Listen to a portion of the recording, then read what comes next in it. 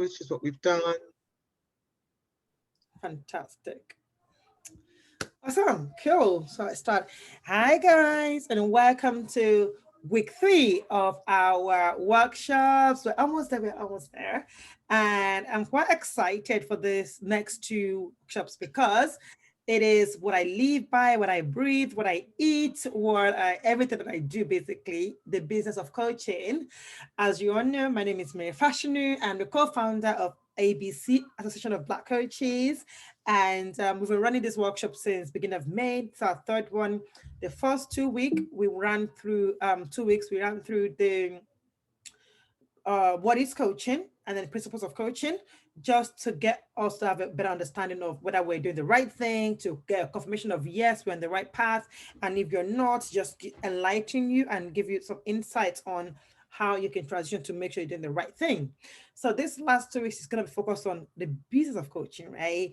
So today we're going to look into what we mean by business of coaching, then share with you some foundation you need to set yourself to create a sustainable and successful coaching business. And then we'll look into what you're going to take away from here. And if you have any questions for me, so that's what we're going to do. It might look small, but it's quite packed. So let's dive right into it. So what do you mean by business of coaching? So I know a lot of you got into coaching because you want to change lives, you want to impact life, which is fantastic.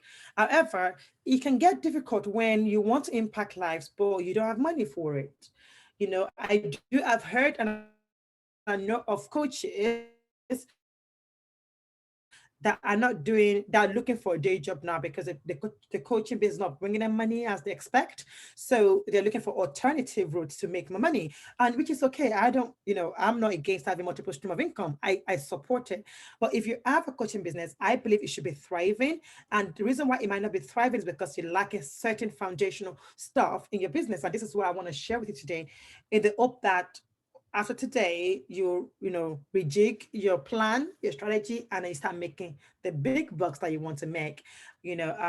So my motto is making impact while making income. You can make impact, yes, and you can make money too. There's nothing to be ashamed of. Money is good. Money is a tool. Money is a vehicle. It's not a destination. It's a tool to be used, right? So fantastic. What do you mean by business of coaching? Literally making money while running your coaching business, as simple as that. Business is where there's a transaction, and transaction is an exchange of value and money. So I give you value, you give me money. There must be an exchange somehow, and that's what business is. There's no way you do business where there's not an exchange of something. There must be an exchange, no matter what you want to say. And you can be good at something, a skill, a talent, but if you do not understand the fundamentals of how to run as a business, it will become an expensive hobby. So some people might know how to do hair very well. Some people might know how to sew, sew clothes. Some people might be so good at making products, or you might be so good, talented at being a coach, how to encourage people, how to change lives, which is fantastic because everybody has been given a gift whatsoever when they were born to this life. That's what I believe anyway. We all have a gift, right? You'll be good at it.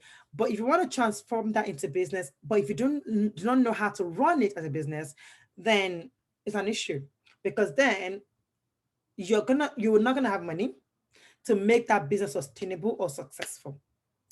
Even if you're a charity, even charity organizations, they need money to run, which is why they get sponsorship from people, they get grants, they get fundings from different places. So there's no way that you will have an organization, whether charity or non-charity or non-profit making, where you don't need money.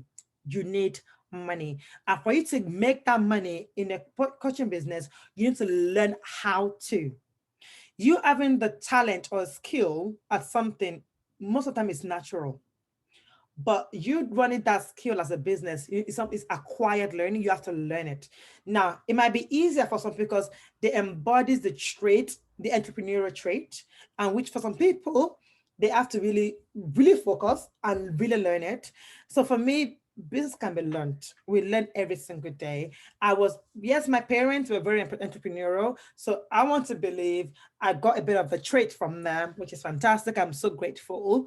But I still have to learn other things when it comes to business to make sure I'm always learning. My business will be sustainable and become successful. So you having a skill is not enough. Learning how to transform that skill into money making machine, it's what will make everything work. So that's what my business of coaching, making money through your coaching practice. So you started your coaching business to make an impact also, and also to create an income for yourself, right? Is a question.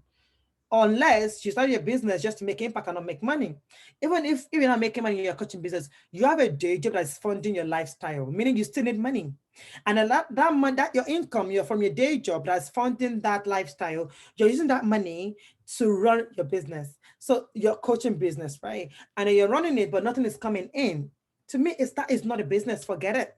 That is not a business. It's as simple as that. So it can be a volunteering, volunteer, whatever. It's not a business. If it's a business, there must be an exchange. There must be a transaction. So today I'll be today and next week I'll be showing you how you can make sure you're making that impact and at the same time making the income without getting burnt out. Do you have any questions before I go ahead? No, but that was a really good point to kick off with. And the funny thing for me was I knew I was in my business of coaching had started the first time I got a tax bill that I had to pay. It was like, I've actually made money. I've got to pay tax. Exactly. But Exactly. yeah, it was interesting up until that point. But no, let's carry on. This is great. This is great. This is Yeah, great. exciting. Okay, let's do this. Okay, so the foundation you need to create a sustainable and successful coaching business. So I've kind of sectioned it out. So the first section is called clarity. So number one is understanding your knowing and understanding your why. Why are you coaching? Why are you going into the business of coaching? Is it because your best friend is doing it? Is it because your parent did it and you think, I'm going to be successful at it? Is it because that's the wasn't vogue right now? It's trendy. Everybody's becoming a coach. So that's why I want to do it. What is your why? It's very, very important to understand your why. And please, I hope your why is not because somebody else is doing it. It's not because it's a trend. Because the reason why it's very important to have a why or to know your why is that the journey is not smooth. The journey is not straightforward. The journey is frustrating. I'm just being honest with you. There'll be days where you'll cry. There'll be days where it's like, you know what, I can't do this. There'll be days where you'll be like, yeah, I'm gonna give up. This is not for me. But your why, would then keep keeping you going on, keep keeping you on basically. Is your why that's okay, this is why I started. Why I say, why did I start? To change lives, to impact life, to see people, people's lives to be transformed. Whatever your reason is, that is what will push you back to motivate you, that will encourage you that this is why you started. Even your networks, your friends, your family, oh Mary, remember why you started. I know it's terrifying, it's frustrating, it's tiring, but this is why you started. If you stop now, the reason you started will come to a halt. The lives you want to transform, they're not going to get transformed anymore. So this why is very important. It will keep you going. It will motivate and encourage you to keep going on, even when the journey seems hard. Also, your why will push you to do better and to become better. Your why should push, okay, because I want to transform lives, I will do all it takes to make sure I feel myself that I can feel others and transform lives, because you cannot give from empty cup. Right. So because of my why is so strong, I want to see lives changed. I need to go learn something. I need to go speak to someone. I need to connect with someone. I need to find solutions somehow. It will push you to become more, to become better, to learn more. Because then you know that some lives are dependent on you showing up. So you're honestly running business is tiring. Most of the time, you just want to watch Netflix, chill with your family, go on holiday, and be okay. But because you have that burden of your why, lives needs to be changed. Things are going around you that you're not happy with. You're not happy with the status quo and you want to change something about it. Is on your heart. It would not make you sleep. It will keep pushing you to do better and become better. So until you have a why that is so strong enough, you know, you might not be able to push further when you get challenged along the way, when you get tired or when you get frustrated or when you get lonely, because it will. So this is why it's very key to get clarity on what am I doing this? Am I doing because my friends are doing it, because my best friend is doing it, or because my mentor is doing it, or because my mom did it, my dad did it, or because money, there's money? Because yes, coaching industry is worth a lot of money, or because money is involved, that's why I want to do it. Trust me, money is good. It's a good drive, I'm not gonna lie, but at the end of the day, you can get money somewhere else. If money is your own reason why you're doing this, you can find money without lifting a finger. There are other ways to make money. So don't put yourself through all this issue or all this hassle because of money. But for me, coaching should be about you want to change something. You want to change lives. And that should be what's pushing you and keeping you going, even when the journey gets tough. Clarity on your problem statement. So I think before I talk about problem statement, I'm going to talk about your niche. So there are lots of coaches. So I'm jumping to clarity on your niche. So there are a lot of coaches out there, but the good thing is people have different niche. So for example, on this call, for example, I'm a business coach. So I'm a strategist and a business coach. Shireen here, she is a parent and teen coach.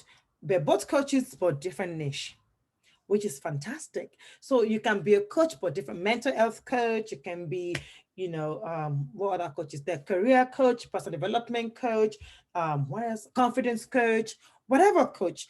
Define your niche. Get clarity, because if you don't, your message will not be clear. If you want to be a generalist or generic coach, when you're sending message out, we will not be sure what problem you solve. Your message will be diluted. So it's very key that you select a particular niche and you focus on it. Now, don't get me wrong, as you grow bigger and scale, you could diversify, but when you're starting out, it's very key to have a specific niche that you focus on. Now, so it's even still broad when I say I'm a business coach or I'm a business strategist. It's too wide. I still have to go another level lower because business is huge. There's marketing, there's sales, there's branding, there's legal, there's accounting, there's finance coach. There's a lot. So I still have to decide which part of or what part of business am I coaching? Which part of the stage of the business life cycle am I part of? So I go down a bit. So again, I'm a business coach or strategist. However, you can call me a clarity coach, so I help businesses, especially service based, to set the right foundation when they're starting a business. So they can be sustainable and be successful. So mine is about at the beginning, when you're starting your business, I help you gain clarity, set the right tone, set the right foundation, give you some strategic direction to get your business to be sustainable and successful. Right. So I've told you about three things now, how I've broken mine down. So my niche went from I'm a business coach and strategist to, you know, my niche service businesses. So I'm not targeting all businesses. I'm telling you service, not product, service businesses. And then if you check my website or wherever, it will tell you that I work with businesses that are within 1 to 5 years as well. I'm breaking it down even furthermore. And I'm also telling you, I help with foundation, with clarity when you're starting out, right? So all these things telling you I'm not, so because of that, sometimes it interlinks with like touching on marketing a little bit, touching on process, touching on system, so it can be generic sometimes. However, I don't dab into specialist area. When it comes to marketing, I will share my idea, my knowledge with you. I'll teach you, I'll guide you, but I have in my connection, my network, experts that I bring on board to teach you in that specific area. But for me, is I need you to start on the right path, because when you start growing your business and you start having problems, the problems are not surface problem, but you think they're surface, but it's deeper. It's the foundation that you've laid. They are not right in the first place. And that's what I help you to do. Basically, everything I'm teaching today is basically what I help my clients do. So it's very key to identify your niche, because it helps your messaging, you articulate your messaging, you're concise, these are the people that I'm talking to. I'm not going to try to solve 100 in different people's problem. I'm solving this, I'm narrowing my people that I'm solving the problem. Then I'm not going to go back to your problem statement after talking about niche, right? Clarity on your problem statement. So in my day job, some of you might know I'm a consultant, and when in our Scrum team, when we have to work on a project, for example, the first thing we always look out for is what is a problem statement, and we have spoken to the the stakeholder, or let's whoever has brought the problem basically to speak to them, understand what the problem is, to get information from them, understand the problem statement. Once you know your niche, they understand what am I trying to give to them, what is the problem that the people that falls under my niche are having, what is the problem I'm trying to solve in the market. So for me, the problem I'm trying to solve, it might not be a statement because I'm not articulate when it comes to these things, is basically I'm solving a problem of inconsistent sales. That's the problem I'm solving with my clients. Obviously there's a way you put a product statement together. I'm just paraphrasing mine. Mine is I'm solving the problem of inconsistent sales in service-based businesses. So what is your problem statement? What is the problem that your ideal clients are having that you want to solve? Because until you know that problem, you will not be able to understand what service you have to offer, what solution you're offering them is very key. So when you put down your problem statement, at that stage you are still assuming these things, because you get to a point where you have to identify then who are my ideal clients under this niche. Who are my ideal clients? Woman, are the sex, the gender, are they employed? What are their interests?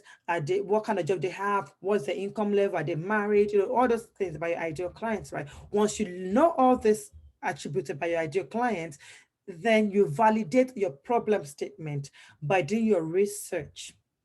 When you do your research, it can be through focus group, it can be through one-on-one interview, it can be through like SurveyMonkey when you do a questionnaire, to write, to build a questionnaire or survey around your problem statement and around the attributes of your ideal client. Send out the information you get back. That's your validation to now know that yes, it, that feedback will either tell you yes to confirm to you on the right track. These are the problem you want to solve, or these are the people I thought are my ideal client, but based on these responses, these are my new ideal client. These are the two things that your response should tell you. And in your response, you should also get solution that they're looking for. What does success look like to them? What does solution look like to them? So that way you can start building your service offering, and then once you know who they are, you can also start positioning yourself. So when you know, oh, my ideal clients are this side of people, they start thinking, where do they hang out? On social media, whether online or offline, where do they hang out? Are they on LinkedIn? Are they on Facebook groups? Are they on Instagram? Are they on Twitter? Are they offline? Are they in like different organizations? Are they in networking events? Where are they? Then you position yourself to be able to show them that I am here. I am the one for you. See me as I'm talking to you, as I'm talking about my service offering. You can hear it, because there's no point. But a lot of businesses get this wrong. They don't do all of this thing, and this is why they have the problem that they think is the surface problem, not knowing that they have missed a fundamental thing when they're planning their business. They've not identified all of these things, because if you don't know the problem statement, what solution are you bringing to the market? If you don't know your ideal client and you don't validate this problem statement with them, how do you're not creating value, because value proposition is you giving someone something they need. That is value. To me, that's value. If I say I need £1 billion right now, and somebody's bringing me something that will give me £1 billion, that is, I will kiss that person. I'm like, yes, that is valuable to me, because you know my needs and you're giving me what I need. But if you don't know your ideal client, you don't know their problem, you don't know what solution they're looking for, how can you position yourself? How do you know where they are to actually position yourself? A lot of people are on LinkedIn, Facebook, YouTube, Google, TikTok, Twitter, but the ideal clients are not there. And that's why you're not making sales, because you are just causing a nuisance on social media. People that you're shouting to come and see what I'm selling, they're not your ideal client. And that's why you're not making enough sale or consistent sales. So it's very, very key to get clarity on all of these things. Your framework as well. What if, as a coach, you need a framework? What framework do you use to get your client results? or the transformation. So you know the problem, you know the solution you need, they need for them to be who they to have to be transformed. So you know all these things. You know the service you want to offer. For what is the framework you're going to use to get them that? So my framework, for example, in my business is called clarity to sales. And that clarity to sales method, there are three levels to it. And each level has their own modules or has their own offering that I teach, my client or coach them on. So it's very, very kind of to make that known. That way you can explain, they know what to expect, they know what they will get, from your framework, from your service offering. So all these things are things you need to get clarity on. And without all these things, it'll be difficult for you to create a successful or sustainable business. So that is about clarity. Do you have any questions before I move on, or any agreement or disagreement about this? No, you covered quite a lot actually, and it's funny because some people would never have done this before. They will have either do little bits and pieces, so maybe some bits, but maybe not in the same order that it flows. I think often when I started coaching, I looked at businesses, they made some of these things sound really easy and they actually take a little bit longer to flesh it out. Like I find that people often skip the research thing and just make good assumptions, like this is what my client wants, because that's been my experience, or someone said they had that experience, therefore that must be it. I think the actual researching and testing all the way. And I think actually doing this quite often, because like you say, your audience and your niche can change slightly, or things can happen. So I know for my business, what was working before COVID is a little bit different now, and I'm still kind of catch myself up and think, how do I reposition myself now post COVID? Even for me, the issue that I set out to solve when I first started, which was helping parents and teams repair trust and communication in their relationships, that was my niche. And I tested that and there was a need for that. But I need to reevaluate that again post-COVID. Things have changed a lot, and I'm fortunate in my day job that I actually work with teenagers. So I'm getting a whole new wave of information now, which I haven't really fed through my business and changed my messaging for. So there's some different things just to keep redoing this. It's all very well to do it once and then 5 years later you think, well, I've done it now, but you do have to keep kind of tucking up and reevaluating your offer, your position, where your client is, and whether your niche is still sound periodically. So I think that's what I would add to that, and that's something. And even now I'm still making notes, thinking, actually, when have I done that? Am I sure about that now? Do I need to do that research bit again and just refresh and then run that through my messaging again to make sure I'm still aligned with what I was saying 3 or 4 years ago? So I love that. That's honestly, you actually talked about something that I didn't mention, which is, being rigid. A lot of people have a rigid vision. So, and then they don't change. They're like, listen, like, let's assume, so my clients, let's say, like you said, parent and team, people evolve. So as they're evolving, their needs are changing. So you need to also adapt to that change as well.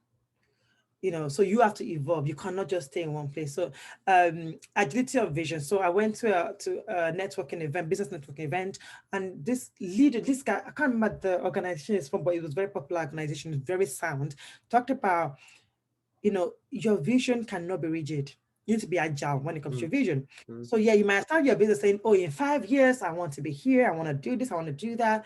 But your movement to that 5 years should be dictated by your client, not by you. So what you initially thought you want to be in 5 years, it might not happen because you're listening to what your clients need and you're responding to their needs.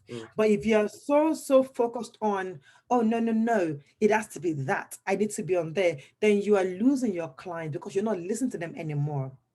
Now it has become about you. You're not serving them. It's become about you. And your business and your coaching business is not about you. We said this in the first session that your coaching business is not about you. It's about your client. So you cannot afford to be rigid. You have to be agile. And I wrote a piece when COVID just started, and it was like a predictive piece that I wrote that I said that I'm not cursing anybody. I'm not trying to be negative, but post-COVID, there'll be business that will fail and will have closed down. and a business that will be winning. And the only difference would be their agility strength, the ability to adapt to changes around them. And then during COVID, we saw businesses that were not there before that came out and they become billionaires during COVID. And then we saw businesses that shut down thanks to COVID as well. Mm. So some people also, adapted late. So it's very key that as businesses, even though you're a coach, be able to adapt to the changes in your clientele, base, be able to, listen to your clients, change with them. Their lifestyle changes. How can you adapt to them as well? Don't be, and then like you rightly said, review these things. Review, am I still serving in this niche or have I moved? Because you serve, you grow. And then things are changing. I'm going through a transition in my business myself where some things now have to happen. Mm. Some changes have to happen so that I can still effectively deliver and deliver to my client. It's very key. You have to have a business model and you have to make sure that you're checking on that business model and you're making sure you're still on track. Or else you will think you're on track, but girl, you're way behind. So it's very, very, very, very key that we are adaptable, we're agile in our way of thinking, our way of doing stuff, and just also listen to our clients and serving them. Because if not, then there's no successful business or sustainable, because when you stop listening to your clients, that means you're going to stop providing solution that they want, then they won't come to you anymore because they're not giving them value anymore. They will find somebody else. And that's one way of you losing customers or losing clients. But so thank you so much for sharing that. That is very, very key. Um, cool. The next one is the strategic direction. So now we're going to assume that yes, you're on the right path. You have clarity on your why, on your positioning, on your ideal client, on all the things that we talked about, right? On your offer, your frameworks. Now, what is next for you? How do you speak to these people? How do you get them to see you? What are the things that you need to do to then start making you sales, right? So the first thing I said, you need to create a strategy to achieve your sales goals. So a lot of business have come to me and say, I want more money, I want to make more money, I want to make more sales. And I keep I will listen to them, I'll wait for them to finish. And not one of them had told me, I want to make 50% more sales, or I want to make this X amount of money. So I'm like, so you keep telling me you want to make it. And this is the problem, the number one problem. Because in your mind, subconsciousness, you keep saying you want more money, but you've never sat down to put a figure to it on how much you want to make. So my strategy that I share with my clients all the time is number one, so everybody wants to make more money. We all want to be, Oprah, we want to be Beyonce. In terms of money, we all want that money, right? But we've never sat and say, how much money do I want? How much money do I want to make in a year? What is my sales goals? Put a figure to it. If it's five, well, so I know in coaching industry, we're very, very money conscious, that people keep saying, oh, make 6 figures in 10 days, make 5 figures in 30 days. I don't know if you guys see that. I see it, and it's just noise. So much noise. I will show you how my client is making 6 figures in 6 figures months. I'm just like, oh my goodness, can you guys stop making this? So yes, money is good, but they are selling you something that when you click, is a clickbait. When you get into it, is work. You're not gonna make Thank you. 6 figures in a week. Yeah, and so many people think, yeah, I can do that in 3 months or something, but they don't show you how much work it can take. And it can take, not to say you won't make that amount of money, but it might take you a year to do that. It might take you, to build in, get your brand recognized, get your audience along with you, to trust you and to buy in with you. All of that can take time. And I think when they say you can do it in 6 months sometimes, and I've bought into a program that did that, and then you think, actually, it's going to take me 6 months just to work out, and it's not like, and that's working full time. That's not even, mucking about. That's doing it. And then you feel like 6 months and you think, oh, I haven't made 6 figures. I must be failing. When in fact, if you followed it and took the time and planned it as part of a strategy, you could get there. Yeah. Exactly. So I had a coach, and she was very good, but there's so many factors that come into this making 6 figures or 10 figures, whatever it is you want to make. There's so many factors. Okay, is where are you in your journey? Okay. Are you even so honest? Some clients, I'm like, they don't even know how to use social media. They don't know anything about marketing. So I'm like, so how are you gonna make 6 figures in a month? You don't have all these things in place. So there's stages where you need to be able to make that kind of money. And when you're not there and you run and you get in this clickbait thing, like Shireen said, you feel like you're a failure. And it's very unfair because yes, this marketing gimmick that they've used to you. That my coach that I had for 6 months, because of the level I was, I didn't have to attend every weekly service because I know what I was doing. I just needed something and I was getting it. And she shared, she always shared into her how she makes the money. Half of these people, they have a budget for marketing. Every month they're spending minimum $4,000 on marketing. You that you want to go and pay them whatever to make 6 figures, you don't have any budget for marketing. So please, how is that going to work out? So there's some certain things I need to have known or gotten to a stage where making silver will not be an issue. But most of the time, we are not there yet. So it's very key that we don't fall into that trap of them paying someone £10,000 to coach us on how to make 6 figures. But then you're not at that stage. And then you feel like you've wasted a lot of money, you didn't learn anything just because you're not there. So it's very, very key. So my first thing, so let's assume your goal is I want to make 5 figures this year. Okay, so I want the minimum 5 figures is £10,000 in a year or $10,000 wherever, our US people.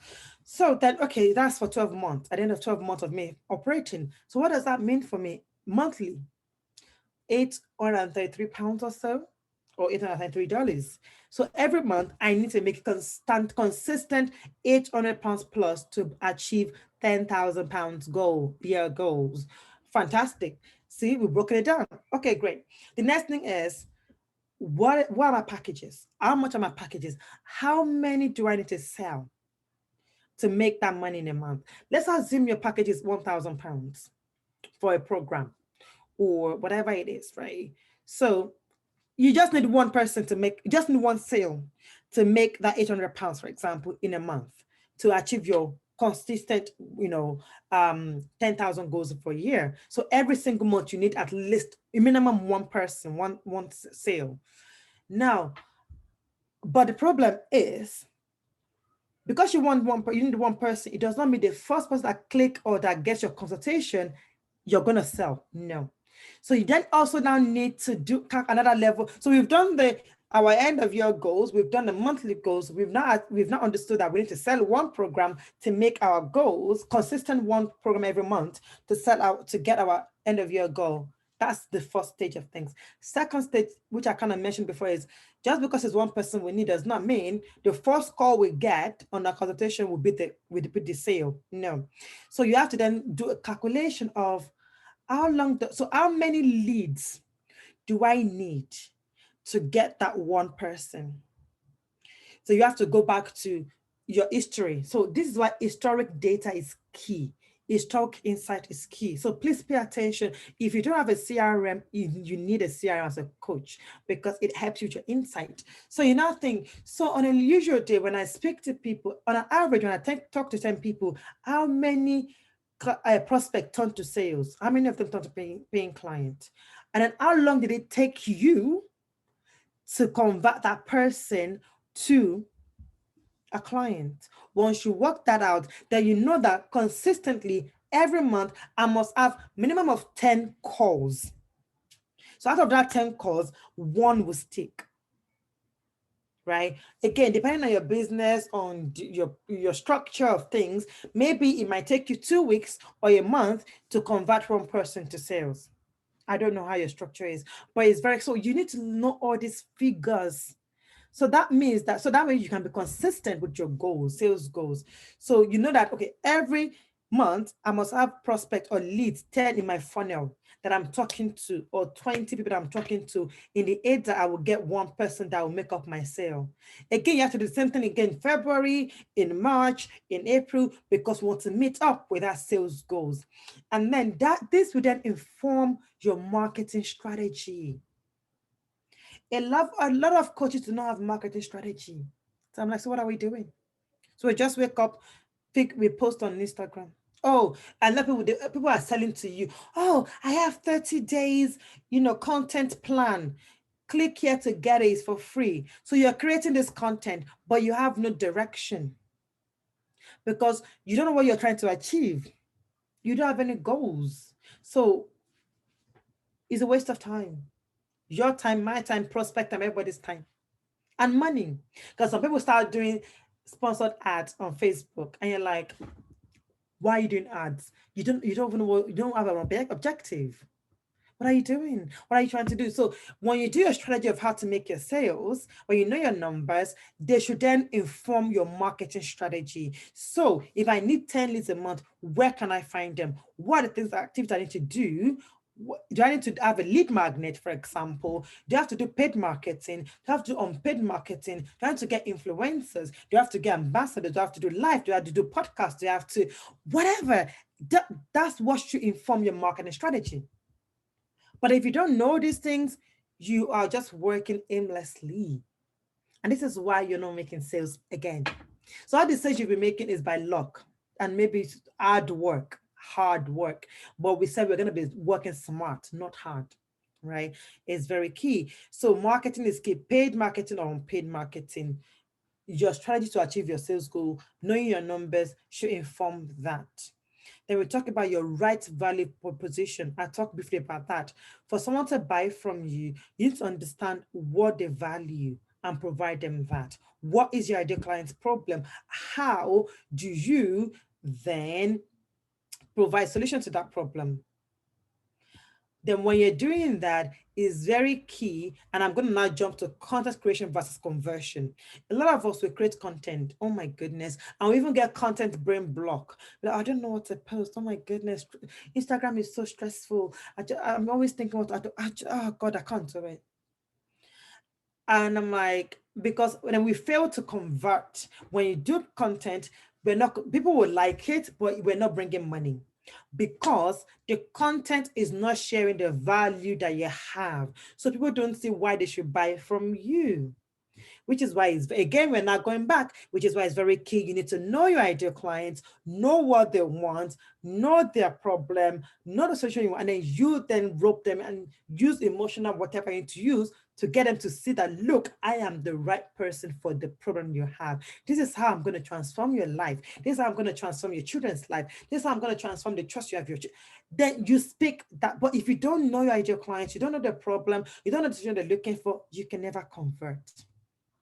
So it's very, very key. A lot of people, they don't sell, you have to sell the benefit of your program, of your service. If people say, oh, we have this program, parent, for example, parent and team program is a 3 days workshop, is 1 hour each, 7 p.m. GMT, but you've not told me what we're going to learn. You've not told me how my life will change. You've not told me if I pay for this workshop, I'll just become Obama, for example, I'll just become better. I'll just become Oprah, for example, or others, health coach, fitness coach. You've not told me, you've not said things like, so you're telling me about food, plan and everything. You just tell me, oh, food plan, but you've not told me that when I eat this food, I'll become size 6, because that's what I'm looking for. You have to sell the benefits. What is the life transformation? What happens when they pass through your product? What happens when they pass through your service? What happens when they pass through your framework? And that is what you're going to sell. That is what they're looking for. And they will pay no matter price you put on it. People don't care about money. They care about the results you will get them. It's as simple as that. So don't try to think people are not buying from me, let me reduce my price. No, do not do that. They're not buying from me because you have not communicated your value enough to them. And again, you don't need quantity, you need quality people. If you have coach people that are buying from you, you have your sound pricing, you don't need a lot of people to make money. No, just need a few that understand the value and they need that value. So it's very key you get your value proposition right and you communicate that through your content creation, wherever you're positioning yourself, because that way, then you can convert. You can get people booking your consultation calls or discovery call, people get their DM because they've seen it. And let me tell you, sometimes you get some followers that lurkers. They're lurking. They might not even like your post or anywhere. They might not even engage. But guess what? A year down the line, they're gonna book you. Some of them are just wait to see how consistent you are. So if you're not consistent, this is where this is gonna hurt you. You're like, oh, I was following this person. Where is she now? The last time you posted was June last year. So do you think I would trust you with my money? No, I won't. How do I know you're gonna actually transform my life? The last time you posted was last year. Now, don't get me wrong. You might have moved. Like, I'm moving offline. That's where I've done my research. That's where my, people are, which is fantastic. Then let us know. Communicate that with us that, oh, I'll be leaving Instagram, for example. This is where I'm going to be. Let us know where we can direct us to where we can find it. So we know that it's not that you're being inconsistent. You've just changed direction. So we know that. I know someone that's been following me through Facebook for 3 years onto Instagram and booked my service. I'm like, wow. I know someone have been watching me for 2 years that booked my service. I'm like, wow. So I'm like, so you know what? That is enough for me to say I'm gonna keep going. People are watching and a lot of time people are just not at the ready stage to take your service. So don't be upset with that. Keep on keeping on, keep giving value. When they're ready, whether financially or mentally, they will take up that. You are the person that be on the forefront because you're consistent with your content, with showing up, which is why I always tell people, I don't like excuses. You decided that you want to be a coach, decide you want to change lives, do it, show up. And I always use this as example. I had an event, physical event, free event in Manchester, Make It Happen when we started. I buried my mom today, for example. We had the event the next day. I went for that event, I showed up. Now, when I go home, I'll still cry that yes, my mom died, I'll still cry and do all that stuff. But I don't allow life situation to derail me or to stop me from moving on. Because, for example, my mom died. She's not going to come back. Okay, it hurts. Yes, but my life needs to move on. I can't put my life on hold. Yes, I will grieve when I want to grieve. That's okay. So you want to do something, you better show up. Now, don't get me wrong. I'm not saying don't take time out for mental health issue. I'm not saying don't rest, don't take a break. Take a break. But I just don't like excuses. Show up. That's what people are looking for. Show up. Take a break when you need to take a break. Let us know you're taking a break. Let us know you're taking time off. Let us know you're on holiday. Perfect. Everybody deserve holiday. Everybody deserve a time off. But no excuse. Then I put lead magnet. That's another way to do part of marketing. So when I said lead magnet, like people are very stingy with giving out the details these days. You can't just get anybody's email anymore. Not for free. Like, why you my email? And people are very, very like, there's very skeptical, especially like, oh, you want to be sending me all those emails that I don't want to have, blah, blah, blah. You want to be blocking you. So it's very key for lead magnets. You have to give them something worth giving. And that again, just because you give them some doesn't mean they will take it, because it might not be valuable to them, even if it's free. Even if it's free.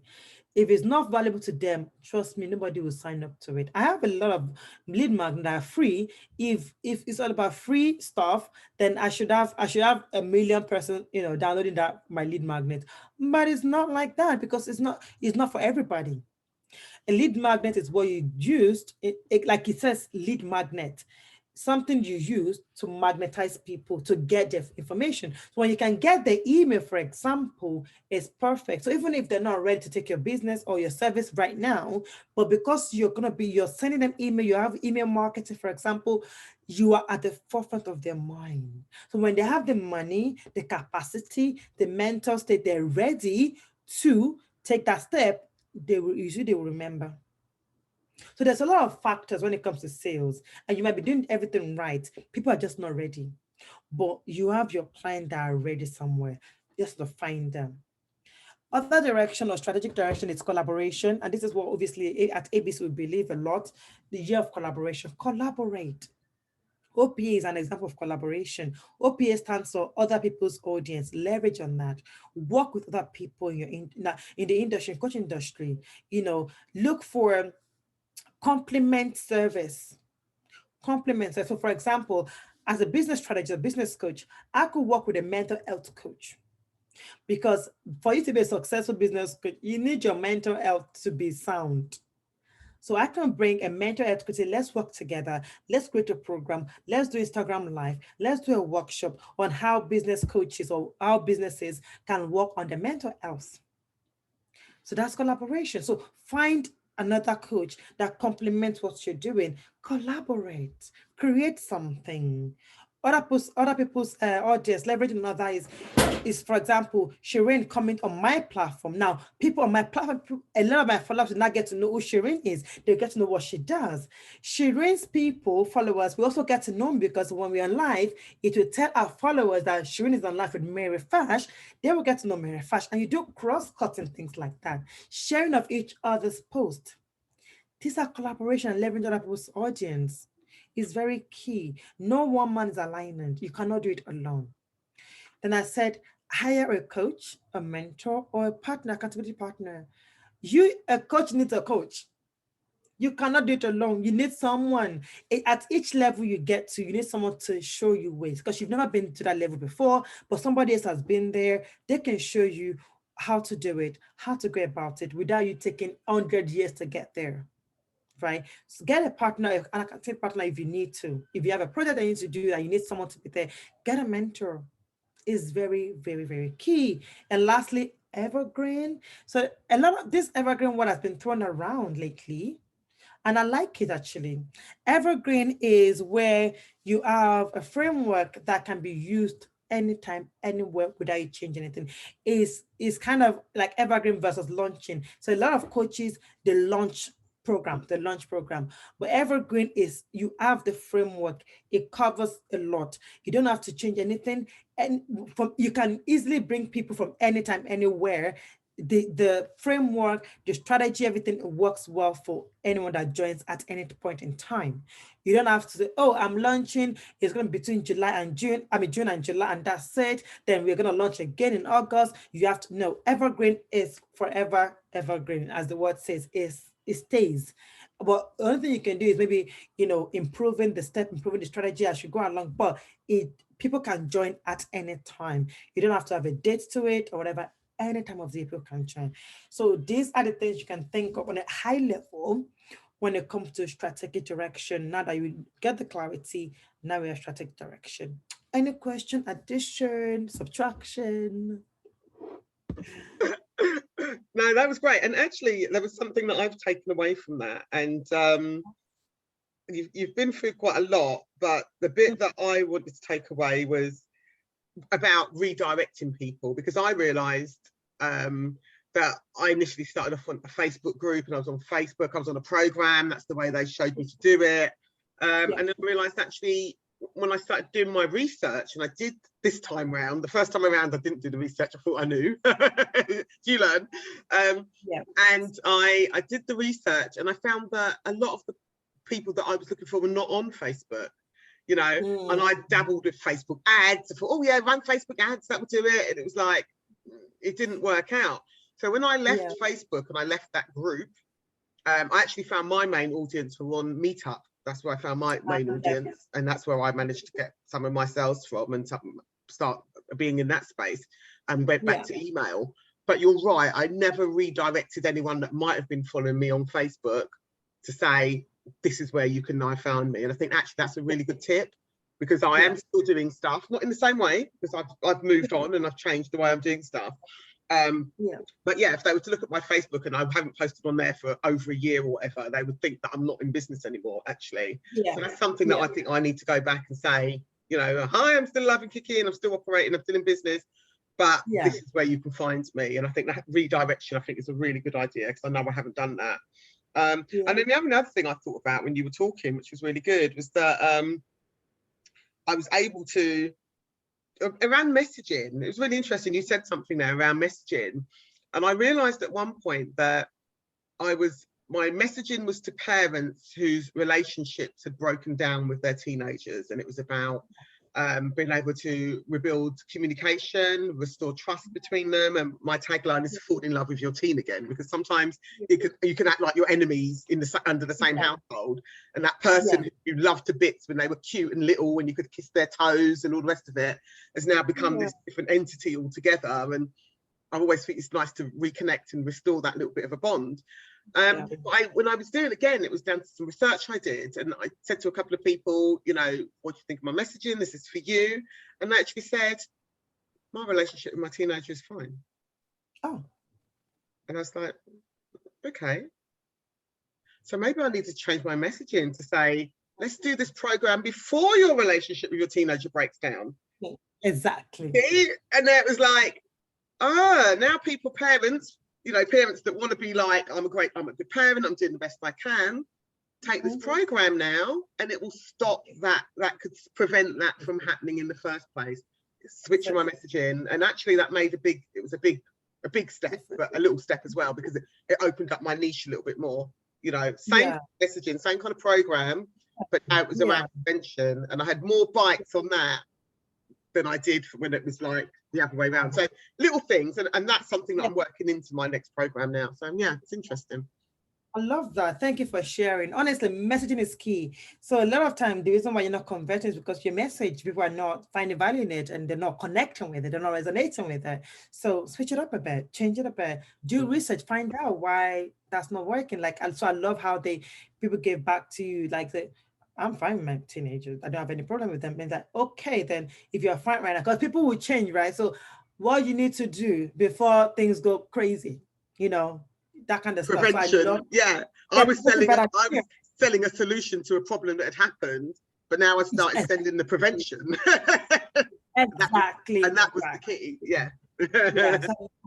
So it's very key for us to just always step back as well. Like, so this has not been making a wave as I thought it would. What is different? What is going on? What can I change? What, so it's very, very key. Let's not just like, oh no, I'm just going to be rigid and stick to what I know what to do, but then nothing will change if you're going to stick, like, be open to change. So it's very key.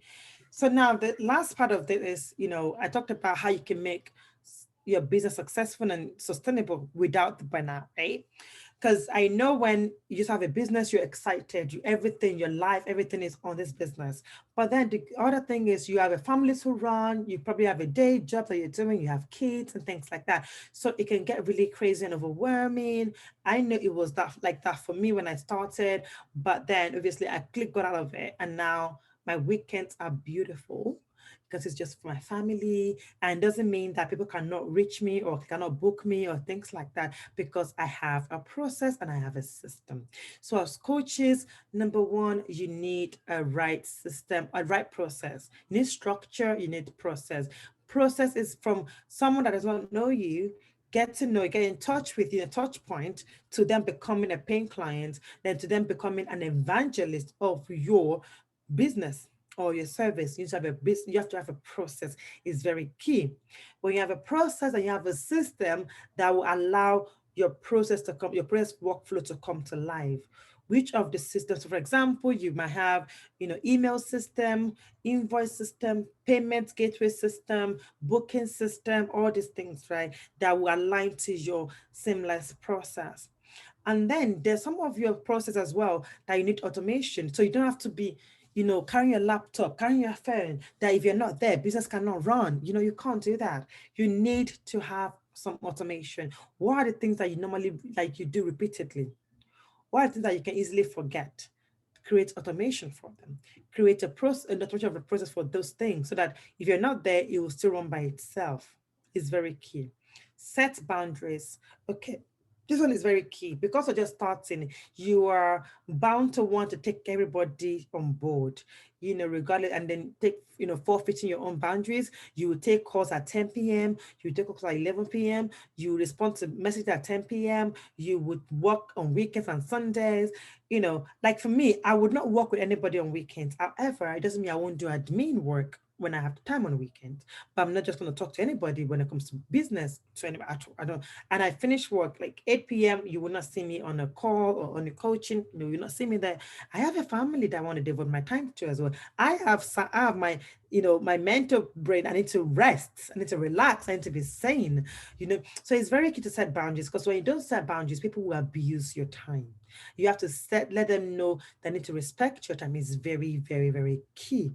That's why all the time you need to have, I hope you have contract in your business, you have terms of agreement, service of agreement, your clients know when to reach you, where to reach you, so that when they don't reach you at a particular time, they're not upset. They're not saying, oh, you're not reachable, because there is an agreed ways of working in place. So it's very, very key. I really want you to enjoy working on your passion.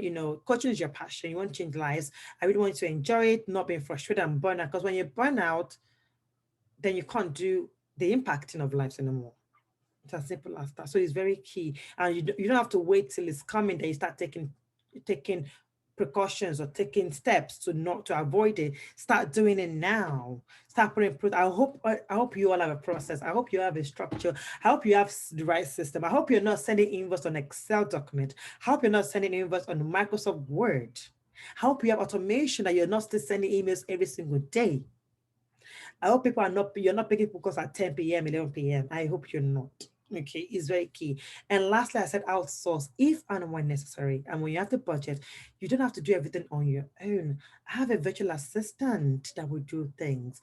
Like for me, social media is not for me, but I'll still show up, but I need my head to, I'm a strategist. I just want to be in the background, strategizing, putting plans together. You tell me what you need from me, I will give it to you. But don't I want to be out there connecting with people, networking. I don't want to stay on social media. So I outsource my social media. I don't care. There are different programs. There's Kickstart program. There's another one. So if you look into your chambers of your area, so ours is Greater Manchester Chamber of Commerce. If you look at London or wherever you're based, there are always things that they're doing where you can get students from university to intern with you. 4 weeks, 6 weeks, they will come and intern with you for free. It's a government funded stuff. So if you don't have money to go and pay a virtual assistant or pay another assistant, use those people. They're students, they want to learn, they want to grow. And then both of you, it's like service for service. They're taking something from you, they get you to get something from them. Use that. You cannot do everything alone. You need your sanity to run this business. You need it, right? So I think, yes. So that's the last thing. I don't know if you have anything you want to share regarding burnout before we then round up and Yeah, go to. I think a lot of that's really interesting, and avoiding burnout. I have burned out, not when I was running my coaching business. It was before Yeah. that. And then I've always had echoes of that, like, I don't want that feeling again. And sometimes that Yeah. even puts me off things I know I need to do, because I get the feeling and I've got to push through and balance. And I've learned how to say no. Yeah. I've learned to set my boundaries very clearly now. It's taken me a while. It's a learned thing. Yeah. And I learned to ask for help when I need it. And funny enough, one of the things I found with processes especially is that that's the bit actually that caught me out the most in my business.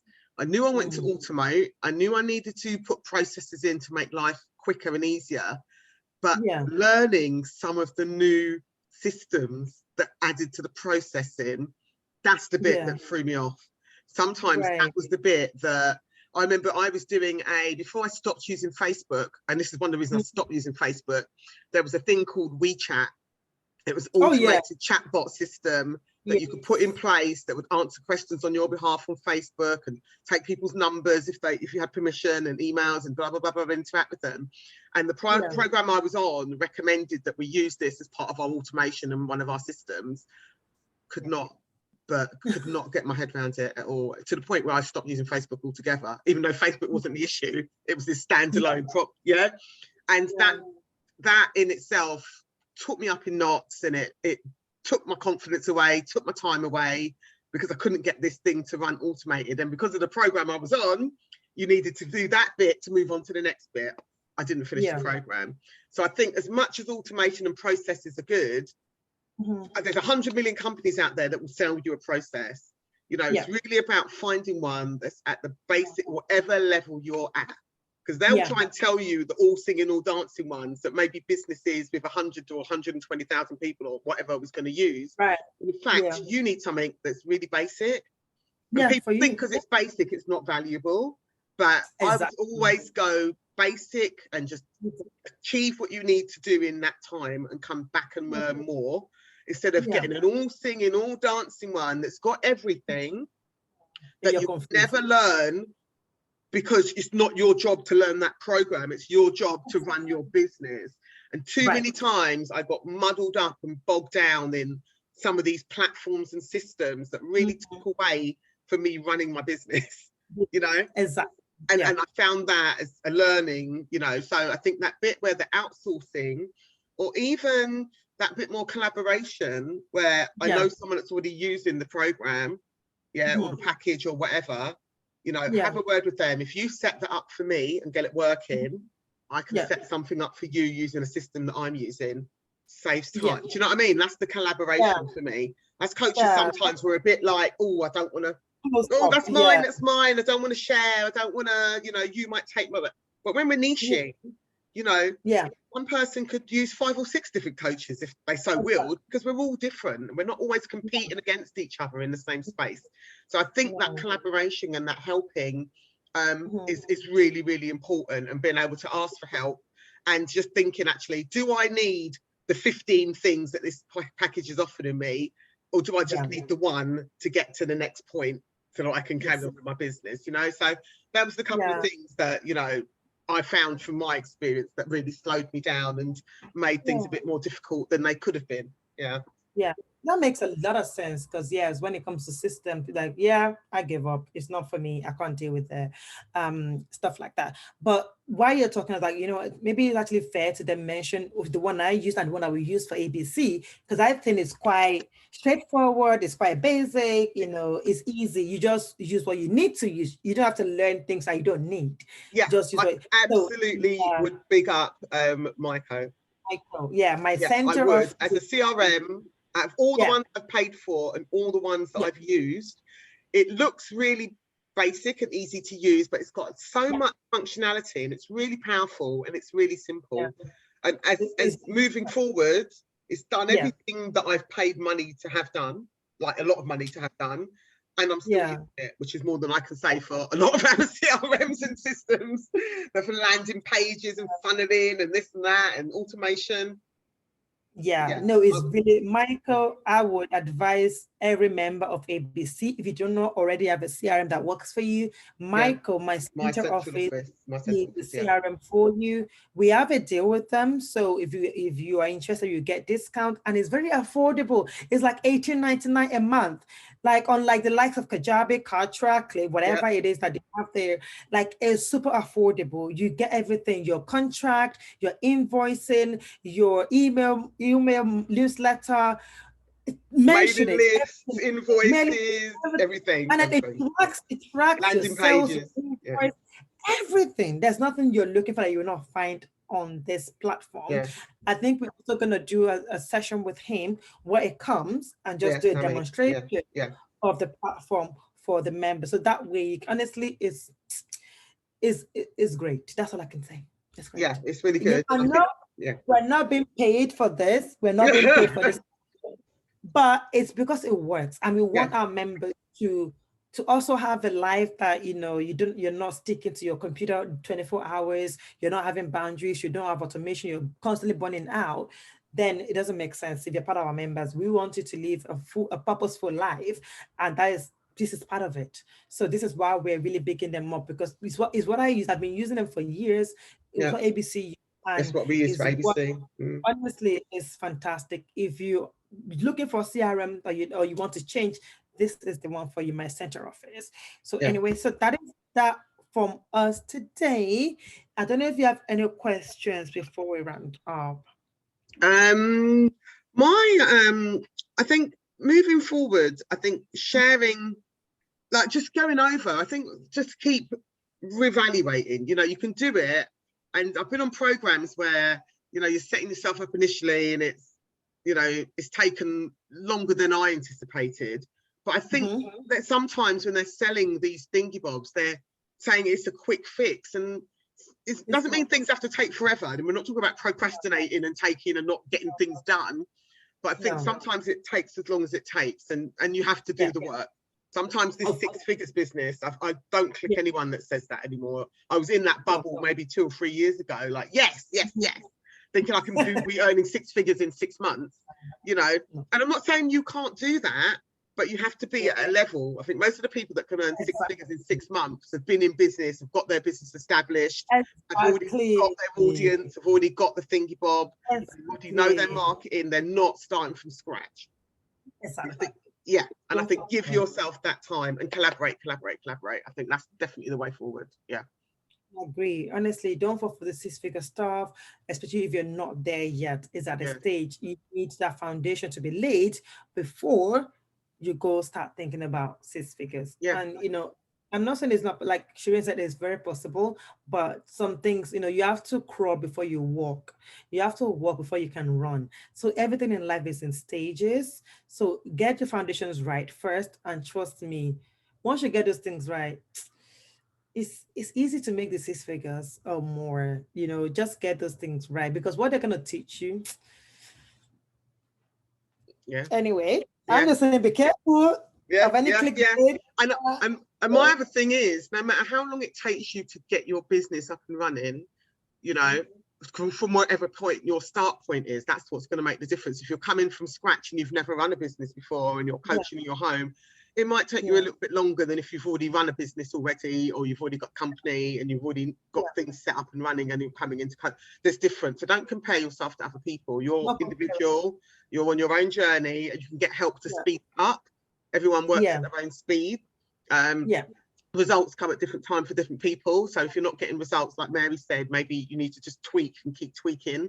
I think that's the thing, Bob. And my most important thing, which I found from working with people, is you have to keep coaching. I see people that stop coaching to start up their business, and then when they've got the business up and running, they haven't got the confidence to coach, because they're now worried that they're not going to offer the you know, the value that all the other stuff has come through, because they're a little bit out of practice. So you just have to keep coaching. No, please keep coaching. If you need help, reach out. We are here to help you.